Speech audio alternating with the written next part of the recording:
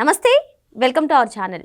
యువగలం పాదయాత్రతో ఒక నవశకాన్ని ప్రారంభించారు. రాష్ట్ర రాజకీయాల్లో ఒక పెను మార్పును తీసుకొచ్చారు నారా లోకేష్ గారు. మరి అటువంటి యువగలం పాదయాత్ర మొదలుపెట్టి నేటికి 3 ఏళ్లు పూర్తవుతుంది.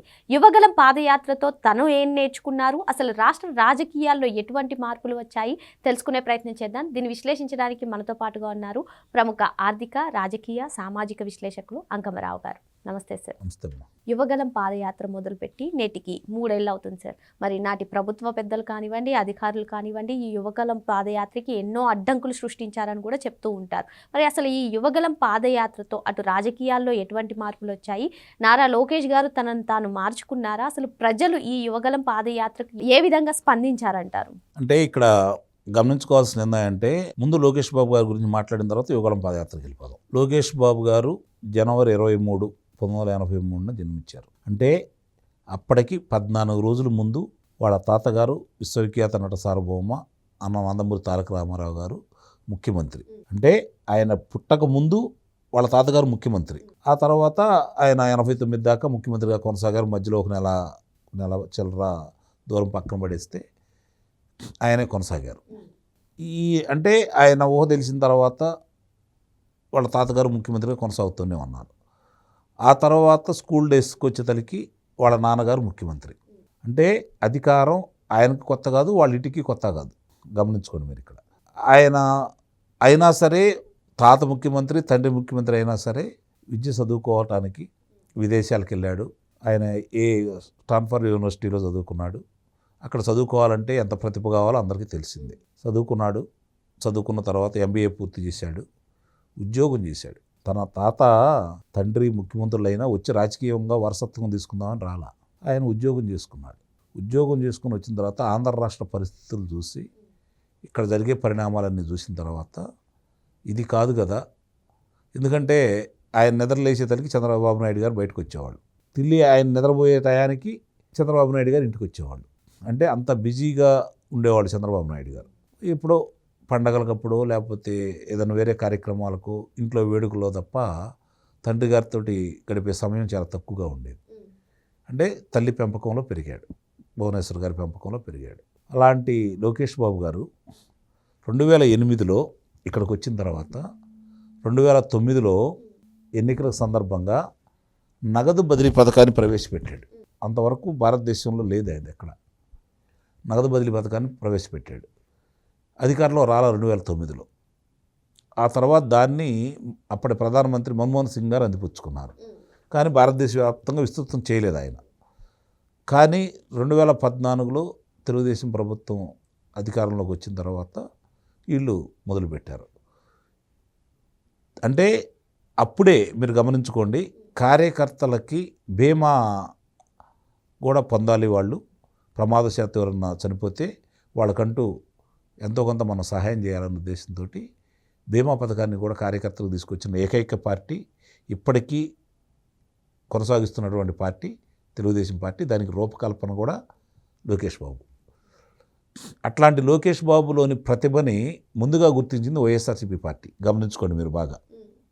ముందుగా గుర్తించింది వైఎస్ఆర్సీపీ పార్టీ. ఎలా చెప్తున్నారు సార్? చెబుతున్నా. అంటే ఇవన్నీ చేశాడు.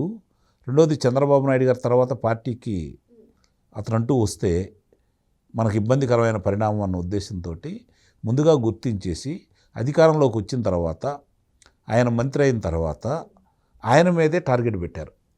కారణం ఏంటంటే, చంద్రబాబు నాయుడు గారు వయసు రీత్యా చూసుకున్నా కూడా ఇంకా 1-2 టర్ముల తర్వాత పార్టీ పగ్గాలు లోకేష్కే వస్తాయి. కాబట్టి ఈ పార్టీ ఉండకూడదు అంటే, ఈ పార్టీ మనుగడ సాగించకూడదు అంటే మనం లోకేష్ని టార్గెట్ చేసుకుంటే, ఉన్నత చదువులు చదువుకున్న వ్యక్తి, గారాభంగా పెరిగిన వ్యక్తి వదిలేసి వెళ్ళిపోతాడు అని భావించారు. కానీ ఆయన రాష్ట్రం, తన ప్రజలందరూ తెలుగు వాళ్ళు కాబట్టి, తెలుగులో ఆయనకి సరైన ప్రావీణ్యత లేదు కాబట్టి, నేర్చుకోవాలన్న పట్టుదలతోటి తప్పులు దొర్లినా, అవతలాలు ట్రోల్ చేస్తున్నా పట్టించుకోకుండా తన శాఖలో 100కు పైన పురస్కారాలు తీసుకొని వచ్చేసి రాటుదేలి వీళ్ళు ఎగతాళి చేసిన దానికి ఆయన ప్రతిదీ కూడా ఒక మెట్టుగా భావించేసి, ఆయన ఏ విధంగా ఈరోజు అనర్గళంగా తెలుగులో మాట్లాడుతూ నాయకుడు ఏ విధంగా అయ్యాడో మనం చూస్తూనే ఉన్నాం. సరే, ఆయన టార్గెట్ చేశారు, ఓడిపోయింది ప్రభుత్వం, అయినా సరే వదిలిపెట్టకుండా మళ్ళీ చేస్తూనే ఉన్నారు. కార్యకర్తలను కూడా ఇబ్బంది పెడుతున్నారు, నాయకులను కూడా ఇబ్బంది పెడుతున్నారు. అలాంటి సమయంలో అంటే కొంతమందికి బాధ కలగవచ్చు. ఈరోజు చాలామంది నాయకులు కూడా ఇళ్లలోంచి బయటికి రాల, గమనించుకోండి, ఇళ్లలోంచి బయటికి రాల. 151 స్థానాలు వాళ్ళకి వచ్చిన తర్వాత మళ్ళీ తెలుగుదేశం పార్టీ అధికారంలోకి వస్తుందా అనే భయం కొద్దీ చాలామంది రాలేదు. కార్యకర్తలకు భరోసా కూడా ఇవ్వాల. ఆ సమయంలో నేనుంటాను అని చెప్పిన మొట్టమొదట బజారుకి వచ్చి బరిగీసి పోరాటం మొదలుపెట్టిన వ్యక్తి లోకేష్ బాబు. అప్పటికి కూడా కార్యకర్తలలో నమ్మకం కలగదు. ఇక అది కొనసాగిస్తూ కార్యకర్తలు చనిపోతే వాళ్ళ పాడి మోస్తూ ఆ కార్యక్రమాలలో పాల్గొంటూ ఒక రకంగా ఏదైతే అంటే ఒకప్పుడు వాళ్ళు చిత్రీకరించిన దాన్ని బట్టి లోకేష్ బాబే పార్టీకి భారమేమో అనే అభిప్రాయాన్ని కలగజేశారు. నాయకులు దాన్ని విస్తృతంగా ప్రచారం చేశారు. కార్యకర్తలు కూడా కొంతమంది భావించిన మాట కూడా వాస్తవమే, మనం కాదనలేని సత్యాలు ఇవి. అప్పుడు అతనికి అర్థమైంది లోకేష్ బాబుకి, మనం ఇది కాదు, మన ఈ విధంగా చేశారు వాళ్ళు. కాబట్టి ఈ కార్యకర్తలకి, నా తండ్రికి నా తాతకి అధికారం ఇచ్చిన ఈ కార్యకర్తల కోసం మనం ఏం చేయాలి, ఈ ప్రజల కోసం ఏం చేయాలి అని చెప్పని ముందుగా ఆయన రోడ్డు ఎక్కాడు. వాళ్ళ మీద పోరాటం చేశాడు, వాళ్ళ మీద సవాళ్ళు ఎదుర్కోవడం మొదలుపెట్టాడు. అప్పుడు కూడా రాలా జనాలు, గమనించుకోండి. 151 స్థానాలు వాళ్ళకి వచ్చినాయి కదా, ఇక మనకి భవిష్యత్తు లేదు అని చెప్పి భావించారు. ఆ సమయంలో ఎక్కడా వెనక్కి తగ్గకుండా ముందుండి నడిపించింది లోకేష్ బాబు. అప్పుడు ఇవన్నీ గమనించిన లోకేష్ బాబు మొట్టమొదట ప్రజల నాడిని కూడా అతనే గమనించాడు. అర్థమైందా? రెండవది, పార్టీకి ఎవరు దూరం అయ్యారు ముందుగా ఆయన ఒక అవగాహనకు వచ్చాడు. యువత దూరం అయ్యారని చెప్పని కనిపెట్టాడు. ఓహో, అంటే మనం యువత దూరం అయ్యారు కాబట్టి తిరిగి యువతను దగ్గర తీసుకోవాలంటే ఏంటి? ఆ ఆలోచనలో పుట్టిందే యువగళం పాదయాత్ర. వాళ్ళు ఏమనుకున్నారంటే సుకుమారంగా పెరిగాడు, పాదయాత్ర చేస్తాడంట, 10 కిలోమీటర్లు చేస్తాడా, 100 కిలోమీటర్లు చేస్తాడా, చూద్దాం, ఒక రోజు చేస్తాడా, 2 రోజులు చేస్తాడా, ఇంటికాడ కూర్చుంటాడు కదా అని భావించారు. ఎక్కడ తారక రత్నం చనిపోయినప్పుడు, అలాగే మహానాడు సందర్భంగా 3 రోజులు తప్ప ఏ రోజు కూడా పాదయాత్రకు విరామం ఇవ్వకుండా మళ్ళీ తిరిగి తన తండ్రి చంద్రబాబు నాయుడు గారిని అరెస్ట్ చేసినప్పుడు తప్ప కొనసాగిస్తూనే ఉన్నాడు. కొనసాగించేటప్పుడు అతను ఇదే రోజు 2023 జనవరి 27వ తారీఖు నాడు పాదయాత్ర మొదలుపెట్టిన కాడి నుంచి అప్పుడు కూడా పెద్దగా ఆయనకైతే అవగాహన ఉంది తప్ప ప్రజల నాడి పెద్దగా నాయకులకి స్పందన లేదు. చిత్తూరు జిల్లా దాటేంత వరకు అందరూ గమనిస్తున్నారు. ఎప్పుడైతే తిరుపతిలో విద్యార్థులతోటి యువకులతోటి ఒక సమావేశం ఏర్పాటు చేశాడో, ఆ సమావేశంలో అతను మాట్లాడిన మాట ఫస్ట్ అంటే అందరూ కూడా యువకులు అందరూ కూడా ఒక్కసారిగా లోకేష్ బాబు కలిగి చూశారు. అక్కడి నుంచి అతన్ని ఇబ్బంది పెట్టడం, మైక్ లాక్కోవటం, డయాస్ లేకుండా చేయటం, రాజ్యాంగం బుక్ చేతిలో పట్టుకొని రాజ్యాంగం గురించి మాట్లాడుతున్న తర్వాత అప్పుడు ఒక రకమైన ఆలోచన జనాలకు వచ్చింది.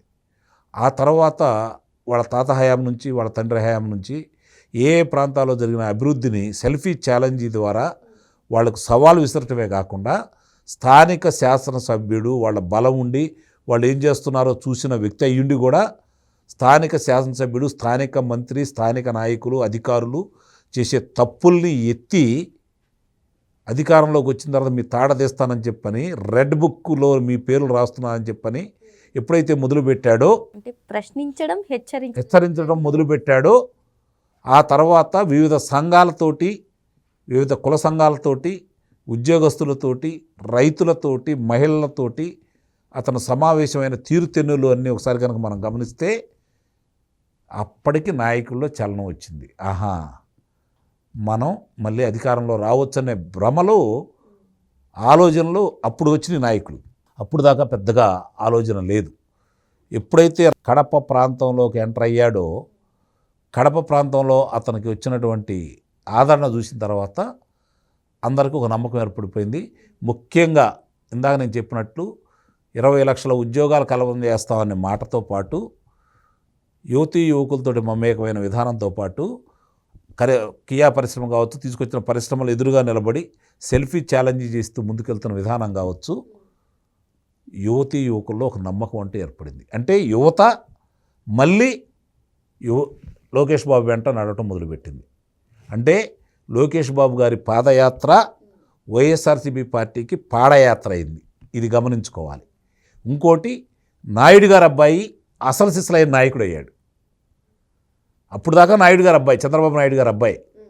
ఎప్పుడైతే లోకేష్ పాదయాత్ర మొదలుపెట్టి ఒక 100 రోజులు పూర్తి అయిపోయిందో చంద్రబాబు నాయుడు గారు అబ్బాయి నాయకుడు అయ్యాడు. ఇది అంటే తర్వాత పొత్తులు కలవటం ఏదన్నా అది వేరు. కానీ తెలుగుదేశం పార్టీలో ఉత్సాహాన్ని, పోరాడే తత్వాన్ని, నేనున్నాను అని చెప్పని మనకు ఒక నాయకుడు ఉన్నాడు, చంద్రబాబు నాయుడు గారి లాగా మెతక వైఖరి కాదు, తాతలోని మొండితనం, ఆ తాతలోని పట్టుదల అన్న నందమూరి తారక రామారావు గారి స్ఫూర్తి, అలాగే చంద్రబాబు నాయుడు గారి యొక్క విశాల ఆలోచన విధానం, మార్గదర్శకత్వం నిస్సందేహంగా కలబోసిన వ్యక్తి లోకేష్ బాబు అనే అభిప్రాయంతో యావత్ ఆంధ్ర రాష్ట్రం యువత కూడా నాకు తెలిసినంతవరకు 80% ఆయన వెంట నడిచింది. ఇది దేశ విదేశాల్లో ఉన్న వాళ్ళని బాగా ఆకర్షించింది.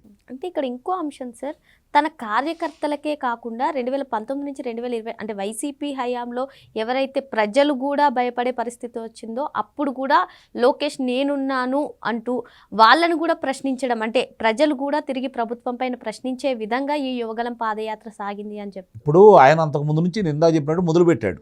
మొట్టమొదటి బయటకు వచ్చిందే లోకేష్ బాబు. బయటకు వచ్చిన తర్వాత కూడా నాయకులు రాలేదన్నాను చూడండి, ఇది వాస్తవం. కానీ ఎప్పుడైతే యువగళంలో పాదయాత్ర మొదలుపెట్టిన తర్వాత ఇన్ని అంశాలు సృష్టిస్తూ ఆయన ముందుకు వెళ్తూ మాట్లాడే తీరుతెన్నులు చూసిన తర్వాత, ఆ ఆదరణ చూసిన తర్వాత, ఆయనతో పాటు మమేకమైన జనాలను చూసిన తర్వాత అందరికీ ఒక నమ్మకం ఏర్పడిపోయింది. ఇక్కడ గమనించుకోవాల్సింది ఏంటంటే కోస్తా ఆంధ్ర అంటే ప్రకాశం జిల్లా కాడి నుంచి మొదలుపెట్టుకొని మీరు చూసుకుంటూ ఉంటే గ్రామాలు దగ్గరగా ఉంటాయి. రాయలసీమ ప్రాంతంలో గ్రామాలు దూరంగా ఉంటాయి. కాబట్టి ఒక గ్రామానికి వెళ్ళేటప్పుడు వాళ్ళకి పెద్దగా జనం వచ్చినట్టు కనపడలేదు. కానీ ఈయన మాట్లాడింది ఆకట్టుకుంది, ఆలోచన విధానం వచ్చింది, జనంలో అసంతృప్తిని మొట్టమొదటిగా గమనించింది మాత్రం లోకేష్ బాబే. అది చూసిన తర్వాత ఎప్పుడైతే కడప జిల్లా కాడించి ఆ ప్రపంచం చూశారో నాయకులందరూ కలుగులోంచి ఎలికలన్నీ బయటకు రావడం మొదలుపెట్టినాయి. అట్లా ప్రజల్లో ఒక రకమైనటువంటి అంటే ప్రశ్నించే తత్వాన్ని ఇతను మొట్టమొదటి ఎన్నుకున్నా కూడా వెంట నడిచింది మాత్రం అందరికీ నమ్మకం ఏర్పాటైంది మాత్రం మనం గెలుస్తాము రేపు పొద్దున లోకేష్ బాబు బాటలు నమ్మొచ్చు అని చెప్పని లోకేష్ బాబు గారు మాట్లాడి వీళ్ళని సమీకరించిన తర్వాత మాత్రమే నాయకుల్లో నమ్మకం వచ్చింది. ప్రజల్లో అసంతృప్తిని గుర్తించింది మాత్రం లోకేష్ బాబే. అట్లాగే ప్రశ్నించే తత్వమే కాకుండా పోరాడే విధానాన్ని, ఆయన మాట తీరుని ఎక్కడ కూడా వెనక్కి తగ్గకుండా సభకి ఆయన పరిణితిని, ప్రతి గ్రామంలో వాళ్ళతోటి మమేకమైన విధానాన్ని, రైతుల సమస్యని అడ్రస్ చేయడమే కాకుండా మీకు చిన్న ఉదాహరణ చెప్తాను నేను. రాప్తాడు నియోజకవర్గంలో జాకీ పరిశ్రమ ఎన్నికెళ్ళిపోయింది, అవునా? అక్కడ ఒక విద్యార్థిని ప్రశ్నించినప్పుడు చాలా స్పష్టంగా అది అంతర్జాతీయ సంస్థ, మళ్ళీ అలాంటి తీసుకొస్తాను నేను మీకు మాట ఇవ్వలేను, కానీ అలాంటి సంస్థనే తీసుకొచ్చే అవకాశం మాత్రం ఉంది, నేను తీసుకొస్తానని చెప్పి మాట ఇచ్చాడు. జాకీ పరిశ్రమని తీసుకొస్తానని చెప్పరా గప్పాల కోసం, వాస్తవాన్ని అక్కడ అడిగే ప్రతి ప్రశ్నలకి పుస్తకాలు చూసో పక్కాలను చూసో కాదు, అక్కడే సమాధానం చెప్పే విధానం అందరినీ ఆకట్టుకుంది. ఇవన్నీ కూడా ఆయన ఎక్కడ పడితే అక్కడ ఏ ప్రాంతంలో మాట్లాడినా కూడా ఆ ప్రాంత సమస్యలతో పాటు ఆ ప్రాంతంలో తెలుగుదేశం పార్టీ చేసిన అభివృద్ధిని ప్రజలకు చెప్పిన విధానం ఇది యువకులకి బాగా ఆకట్టుకుంది. సహజంగా మీరు గమనించుకోండి, ఎక్కడైనా సరే ఏ ప్రభుత్వాలైనా అధికారంలోకి వచ్చినాయి అంటే మహిళలు, రైతులు, యువకులు వీళ్ళ ముగ్గురు ఎవరెంటైతే నడుస్తారో ఆ ప్రభుత్వాలే అధికారంలోకి వచ్చినాయి, అధికారంలో కొనసాగినాయి. మళ్ళీ దూరమైనటువంటి ఈ వర్గాలను మొత్తాన్ని ఆకట్టుకొని ముందుకు తీసుకెళ్ళిన వ్యక్తి మాత్రం లోకేష్ బాబు గారు. అందుట్లో ఎలాంటి సందేహం కూడా లేదు. ఇది ఆ పాదయాత్ర అతను మలుచుకోవడమే కాకుండా తెలుగుదేశం పార్టీని ఇంకో 40 సంవత్సరాలు నడిపే నాయకుడిని తయారు చేసిందని మాత్రం నిస్సందేహంగా చెప్పొచ్చు. మరో అంశంతో మళ్ళీ కలుద్దాం. Thank you sir. Thank you.